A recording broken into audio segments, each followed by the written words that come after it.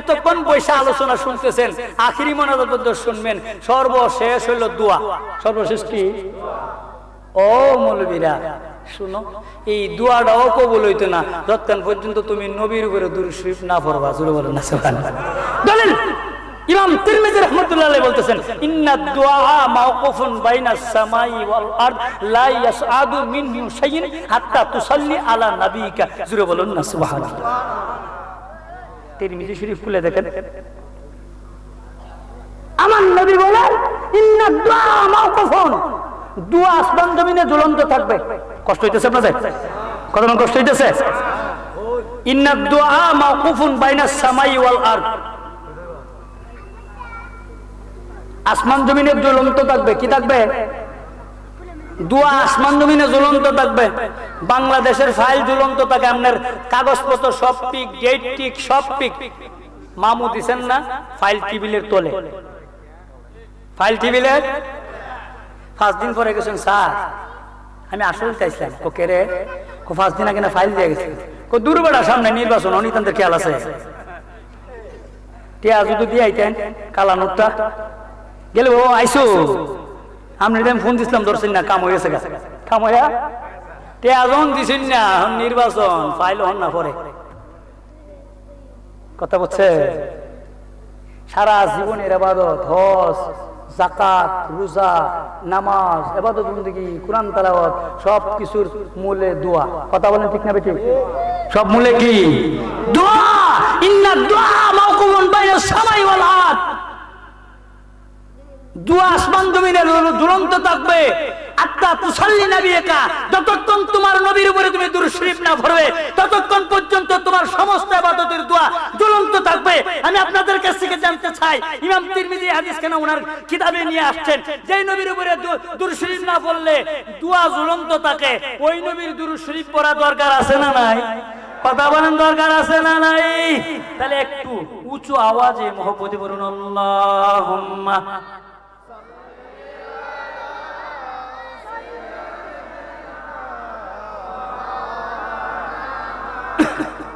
محمد وعلى علي سيدنا مولانا।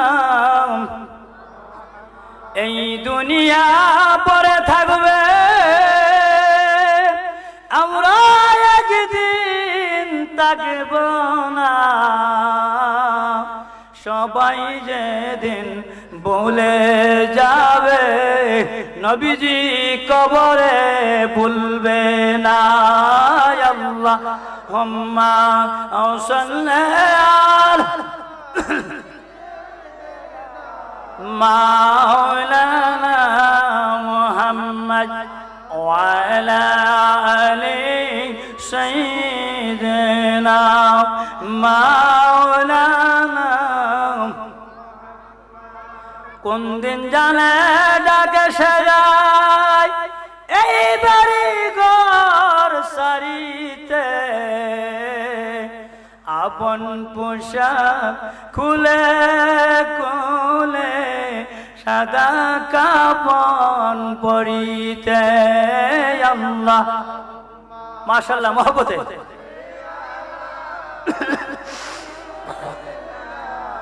মাওলানা মুহাম্মদ ওয়া আলা আলি সাইয়্যিদিনা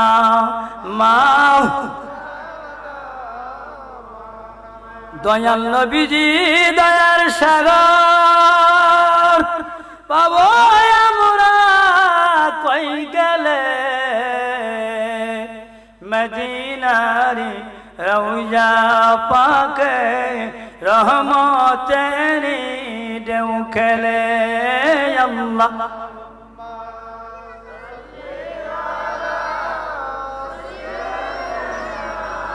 মাওলানা মুহাম্মদ ওয়া আলা আলি সাইয়্যিদিনা মাওলানা।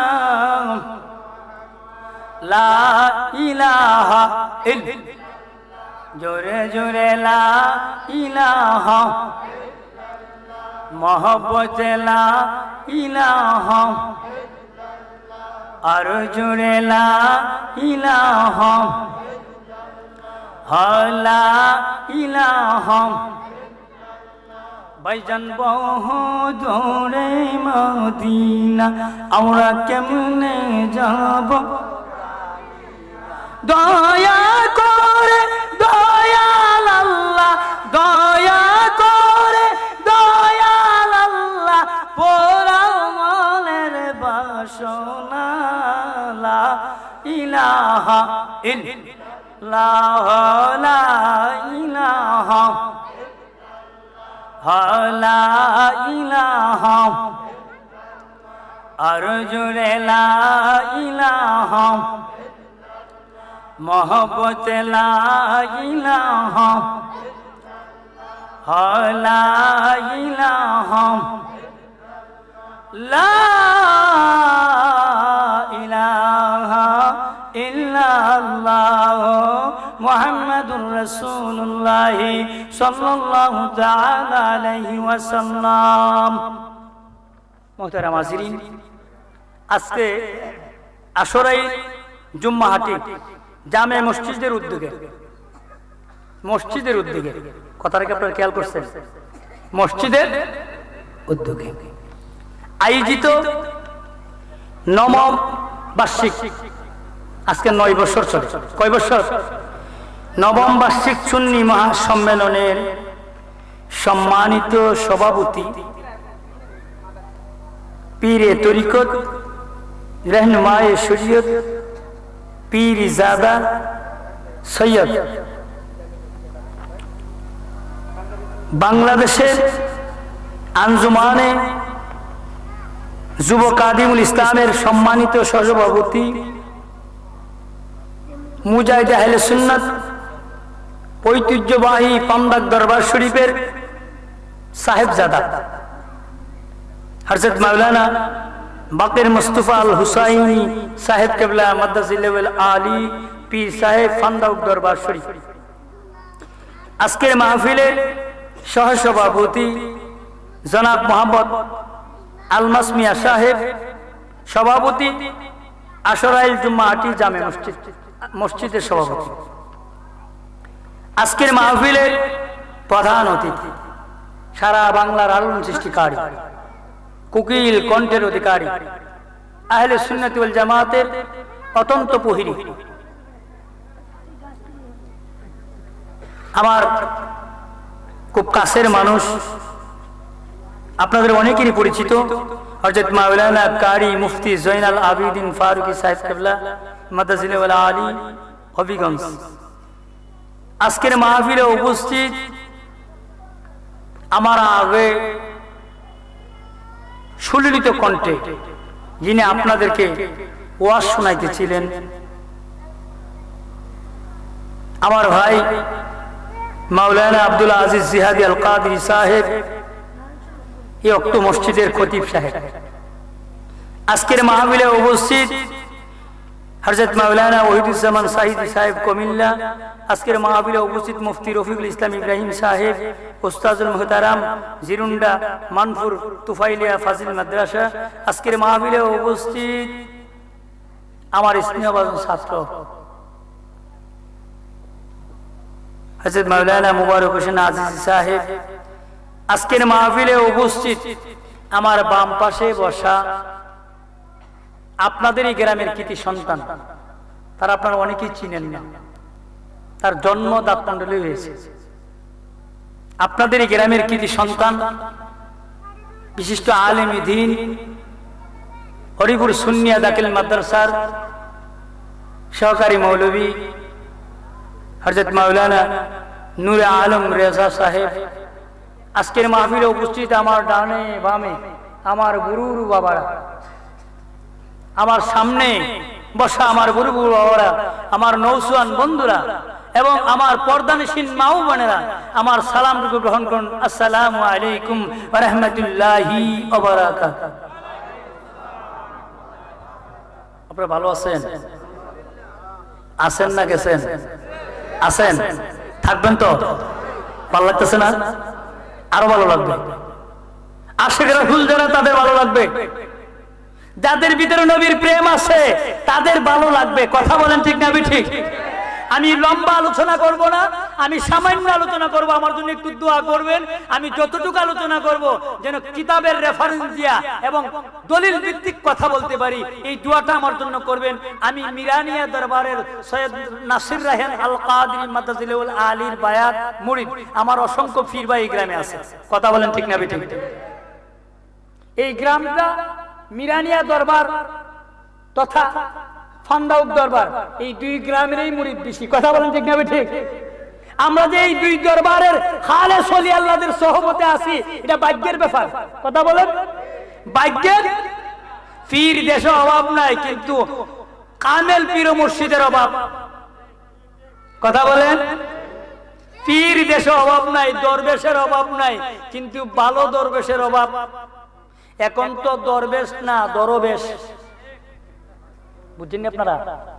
দরবেশ হইল ওলি আল্লাহর, দরবেশ হইল মানুষকে ধোঁকা দেওয়া। কথা বলেন, আমি ওইদিকে যাচ্ছি না। আমি কুরআনে কারিমা থেকে এখানে আয়াতে কারিমা তেলাওয়াত করছিলাম। বিসমিল্লাহির রহমানির রহিম। ইয়া আইয়ুহাল্লাযীনা আমানু তুবু ইলাল্লাহি তাওবাতান নাসুহা। আমার আল্লাহ পাক রব্বুল আলামিন বলেন, এ ঈমানদারেরা, এ ঈমানওয়ালারা, এ আমার আসরাইলের বাবারা ভাইয়েরা গভীর খেয়াল। আমার আল্লাহ বলেন, এ ঈমানদারেরা, যারা আমার কালেমা পড়েছো, আমার নবীর কালেমা পড়েছো, আমাকে মানো, আমার নবীকে মানো, কুরআনকে কিতাব হিসেবে মানো, ইসলামকে ধর্ম হিসেবে মানো, আমার নবীর হাদিসকে তোমার জীবন বৃত্তান্ত হিসেবে মানো, আমার নবীর হাদিসকে তোমার আদর্শ হিসেবে মানো। এই ঈমানদারেরা, এই ঈমানদারেরা, জানিয়া রাখো রে ঈমানদারেরা, ও ঈমানদারেরা, ও গোলাম, গোলাম রে, তুমি মাপ চাও, চাওয়ার মতো চাও, তওবা করো, তওবা করার মতো করো। চাওয়ার মতো যদি চাইতে পারো রে গোলাম, আমি তোমার জীবনের গুনাহগুলো মাফ করে দিব। আমার আল্লাহ বলেন, গোলাম, গোলাম রে, ও গোলাম, চাওয়ার মতো চাও, চাওয়ার মতো যদি চাইতে পারো রে গোলাম, তোমার চৌকের পানি গাল বাসায়া বাসায়া জমিনে পড়ার আগে তোমার জীবনের গুনাহগুলো মাফ করে দিব আমি আল্লাহ। কে মাফ করে দিবেন? আওয়াজ দিয়া বলেন, কে? আল্লাহ মাফ করে দিবেন। আল্লাহ জানিয়ে দিয়েছেন। কিন্তু আমার আল্লাহ, আমার নবীর কত বড় আশিক, জোরে বলুন সুবহানাল্লাহ। আমরা কি নবীরে বলা হয়? বাবা তোমরা ডিস্টার্ব করো না। কিচ্ছা কইলে কষ্ট লাগে না, জিজ্ঞাসা করলে কষ্ট লাগে না, কিতাবের রেফারেন্স দিলে পৃষ্ঠা নাম্বার কইলে পড়তে পড়তে গাম ছুটে।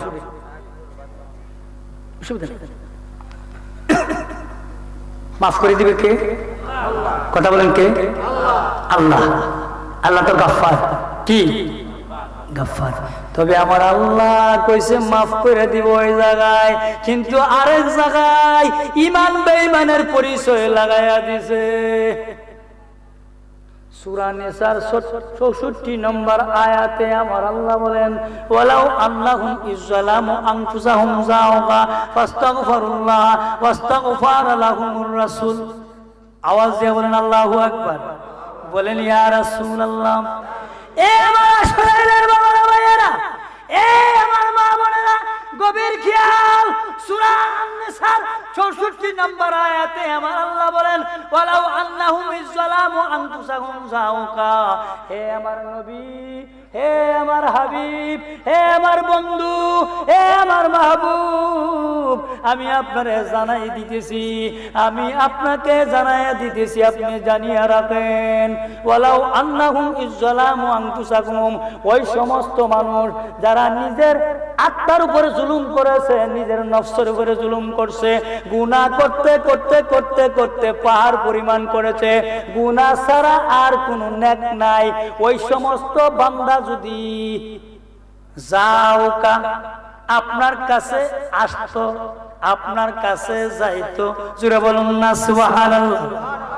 ওয়ালাউ আন্নাহুম ইযলামু আনফুসাহুম, অন্যায় করার পরে, অবিচার করার পরে, গুনাহ করার পরে, পাহাড় পরিমাণ গুনাহ লইয়া যদি আপনি নবীর দরবারে যাইতো, আপনি নবীর কাছে যাইতো, আপনি নবীর উসিলা লাগাইয়া আমি আল্লাহর কাছে ক্ষমা চাইতো। জোরে বলুন সুবহানাল্লাহ। আর আপনি যদি তাদের ক্ষমা করে দিতেন, আপনি যদি তাদেরকে ক্ষমা করে গুনাহ মাফ চাইবার লাগি নবীর উসিলা দত্তই শিরিক বেরাত কুফর হয়ে যাগা, আর নবী বিলে মাফ করে দিত, কইব নবীর দ্বারে তো কোনো গুনাহই করছি না। কথা বলেন। আমার আল্লাহ কয় একদিকে, আর আমি মৌলবি কই আর একদিকে। কারণ আল্লাহর কোরআনের চাইতে আসমানের নিচে জমিনের উপরে এর চাইতে বড় কিতাব আর নাই। কথা বলেন ঠিক না ঠিক? যেই কিতাবের জামিন আমার আল্লাহ। এই পৃথিবীতে যত কিতাব এই পর্যন্ত আসছে, এই কোরআন বাদে সব কিতাবের বাদে এই রদ বদল হইছে। ইহুদি খ্রিস্টানরা পাল্টাইছে, যেটা এরার ভালো লাগছে এটা রাখছে, যেটা খারাপ লাগছে ফাতা ছিঁড়া ফালাই দিছে। কিন্তু আজ পর্যন্ত কুরআনে কারিমার একটা জের জবর নক্তা কোনো মানুষ পরিবর্তন করতে পারে নাই, কিয়ামত পর্যন্ত পারবে না। কথা বলেন ঠিক না ঠিক? আমার আল্লাহ বলেন, ও ইসরায়েলের মানুষরে, এ আমার বান্দারা, অন্যায় করার পরে, অবিচার করার পরে, জুলুম করার পরে তোমরা যদি আমার নবীর দোহাই দিয়া উসিলা লাগায়া মাফ চাইতে পারো, চাইতে দেরি আমি আল্লাহ ক্ষমা করতে দেরি হবে না। তাইলে গুনাহ মাফ চাওয়ার জন্য উসিলা লাগবে কার? আওয়াজ দিয়া বলেন কার? নবী মুহাম্মদুর রাসূলুল্লাহর। চিৎকার মেরে বলুন সুবহানাল্লাহ। ওসিলা লাগবে কার? নবী। ওয়াজ তো আপনারা আমার চেয়ে বেশি জানেন। আদম সফিউল্লাহর মতো নবী আমাদের আদি পিতা। কথা বলেন ঠিক আছে ঠিক? আদি পিতা। বেহেশত থেকে বাইরে হওয়ার পরে 350 বছর, কয় বছর? এমন কান্নাই কানছে, চৌকের ফানি দিয়া তাফসিরের কিতাবে আসছে, তাফসিরের রুহুল বায়ানের মধ্যে আসছে, মুসান্নিফ লিখতেছেন এই চৌকের পানি যে দিকদার নামছে, এই রেহেতের ডেইনের মতো ডেইন হয়ে গেছে গা, গাও হয়ে গেছে গা, ফুচে গেছে গা। মাফ চাইতেছে। কি চাইতেছে? আমার আল্লাহ কয়, আদম যতই ক্ষমা চাও লাভ হবে না, তো বুঝা চাইতে হইব। কি করতে হইব? বুঝা চাওয়া লাগবে। আমার আল্লাহ বলে, আদম, আদম রে, একটু বুঝা শুনে চাও, খালি ক্ষমা চাইলে চলবে না। আল্লাহ বুঝার আবার কি, একটু চিন্তা করে চাও না। আদমের ভিতরে উঠ গেছে, আদমের ভিতরে একটু উঠ গেছে। আদম তো কি রে, আমি জান্নাত থাকতে দেখছিলাম জান্নাতের দরজায় দরজায়, জানালায় জানালায়, গাছের ফাতায় ফাতায় আল্লাহর নামের সাথে নাম। জুড়ে বলুন সুবহানাল্লাহ। আদম কয়, আল্লাহ পাইছি। কি পাইছো? জান্নাতের গেইটে তোমার নামের সাথে যার নাম দেখছিলাম, জান্নাতের বাগানের ফলের ভিতরে যার নাম দেখছিলাম, ওই নবীর খাতিরেকে তুমি ক্ষমা করতে পারো না। আমার আল্লাহ ডাক দিয়া কয়, আদম, আদম রে, এবার ওস হইছে ভালো করে। আমার আল্লাহ লাগিয়া কয়, আদম, এ আদম, জান্নাত থেকে তুমি যেই দিন বাহির হইছিলা 350 বছর কান্নার প্রয়োজন ছিল না, প্রয়োজন ছিল না। তুমি ডান পাও দিয়া বার হইছিলা, ডান পাটা দেওয়ার আগেই যদি আমার নবীর উসিলা লাগাই দা, আমি সঙ্গে সঙ্গে তোমারে ক্ষমা করে দিতাম। আদম নবীর মতো নবী যদি আমার আব্দুল নবীর দোহাই দিয়া ক্ষমা পাইতে পারে, আমরা ওই নবীর আখিরি জামানার পয়গম্বরের আখিরি উম্মত, আসরাইলের আশিকের রাসূল, আমরা যদি নবীর দোহাই দিয়ে আজকের এই মসজিদের মাহফিলে বৈশা বিনে বিনে কান্না চৌকের পানি চাইরা দিয়া 50 বছরের গুনার জন্য মাফ চাই, আমার নবীর খাতিরে আমার আল্লাহ মাফ করতে পারে কি পারে না? কথা বলেন, পারে কি পারে না? এই জন্য একজন আশিক রাসূল বলেন, চলো নবীজির জান্নাতে মদিনাতে যাই। বলুন, চলো নবীজির জান্নাত। আল্লাহজির গোলামের, মাওলাজির গোলামের কোনো চিন্তা নাই, চলো নবীজির জান্নাত। আল্লাহ দাতা সর্বোপরি নবী কসম বন্টন করি। বুখারী শরীফের হাদিস, বুখারী শরীফের ইন্নামা আনাল কাসিম আল্লাহু ইউতি। আমার আল্লাহ বলেন, আল্লাহ হলেন দানকারী, আমি নবীর বন্টনকারী। আল্লাহর এমন কোন দান নাই আমি নবীর হাত দ্বারা বন্টন হয় নাই। যে কার মেরে বলুন সুবহানাল্লাহ। নবীর হাত দিয়ে যদি বন্টন হয়, আপনি যদি নবীর ফটকে থাকেন তাহলে বন্টন ভালো পাইবেন। কথা বলেন। মনে করেন মাহফিল শেষে কেন দোয়া হইছে, বিরিয়ানির ফুটলা লই আইছে, যিনি বিরিয়ানির ফুটলা দিব এই সাইডে দিয়ে দুই ভাইয়ের সাথে যদি তার কাজ যাতা হয়, এই বেড়ে এই দিকটা না যায় আগে এই দিকটা যাবে। আপনি যদি জ্ঞান করলে এই দিকটা আমার সুবিধা বেশি, আমি তো দিমু তো। তার মানে আমনে রাগে এই করিম রে দিছ তাবারক বড় লাগি, এর সাথে আমার ঝগড়া হইছি নে, আমার দিব দি ক্যামেরা গেছে গা, কতক্ষণ অপেক্ষা করার টাইম আছে, আমি গেলাম। আমি আওয়াজটা বাইরে গেছে কেন? কথা বলেন, বাইরে গেছে কেন? আমার আল্লাহ দান করে, আমার নবী রাহমাতুল লিল আলামিন বন্টন করে। ও আসরের সুন্নি বাবার ভাইরা, ও আমার মা বোনেরা, নবীর পক্ষে যদি থাকেন তাহলে রহমত নিয়ামত বেশি পাবেন। কথা বল, ঠিক না ঠিক? আল্লাহ দাতা সর্বোপরি নবী কসম বন্টনকারী, সেই বন্টনের বন্টন যেন আমি অধিক দয়া পাই। চল নবীজির জান্নাতে মদিনাতে যাই। নবীজির গোলামের, নবীজির গোলামের কোনো চিন্তা নাই, চলো নবীজির জান্নাতে মদিনাতে যাই। বলেন আল্লাহু আকবার, বলেন ইয়া রাসূলুল্লাহ। নবীজির গোলামের কোনো চিন্তা আছে? কথা বলেন, আছে? নাই। একজন আশিক রাসূল বলেন, খোদা আজিজকো পাকড়লে সুরায়ে মুহাম্মদ। এ আমার আসরের বাবারা, ভাইয়া, বুড়ো বুড়ো বাবারা, খেয়াল করেন। অন্যায় করেছেন, অপরাধ করেছেন, গুনাহ করেছেন, আমার আল্লাহ যদি আসরের ময়দানে আটকায়া দেয়, এ আসরের আব্দুর রহিম, তুমি জান্নাতে যাইতে পারবে না। আমার আল্লাহ পাইল আটকাইছে, ও আব্দুর রহিম যাইতে পারত না। আমার নবীকে আল্লাহ কারে আটকাইছে? এটা আমার আশে। আমি নবীর কথা শুনলে চৌকের পানি ছেড়ে কাঁদতো। আমি নবীর মিলাদুন নবীর ডাক শুনলে ব্যবসা বাণিজ্য ছাইরা দিয়া দৌড়াইয়া যাইত। আমি নবীর মিলাদের আওয়াজ শুনলে কনকনে টান্না না, শত্রুর বই নাই, মাইরের বই নাই, দৌড়াইয়া লাঠি দিয়া গুতাইয়া মাহফিলে যাইত। এটা তো আমার আশে উম্মত। আমার আল্লাহ কয়, নবী 63 বছর কান্দাইছি, আপনি কাঁদছেন, কোনদিন পেট ভরে খান নাই, কোনদিন পিঠ ভরে ঘুমান নাই, তাইফের জমিনে পাথর দিয়া রক্তাক্ত করছে। আজকে আসরের ময়দানে আপনার চোখের পানি আমি আর দেখতে চাই না। এটা যদি আপনার আশিক উম্মত হয়ে থাকে, আপনি তাকে জান্নাতে দিয়ে দেন, আমি আল্লাহর কোনো আপত্তি থাকবে না। তাইলে নবীর পক্ষে থাকলে লাভ না লস? কথা বলেন, লাভ না লস? নবীরে ভালোবাসলে লাভ না লস? আমরা নবীজির পাগল, আমরা নবীজির পাগল, আমরা মদিনার পাগল, আমরা মদিনার পাগল। নবীর জন্য দিতে রাজি জীবনের সকল, আমরা নবীজির পাগল, আমরা মদিনার পাগল।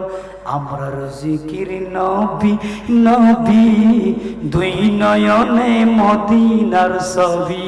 কথা বলেন, ঠিক না বেটি? আজকের এই মাহফিল প্রমাণ করে আসরের মানুষ আসরের নবী প্রেমিক। কথা বলেন, ঠিক না বেটি?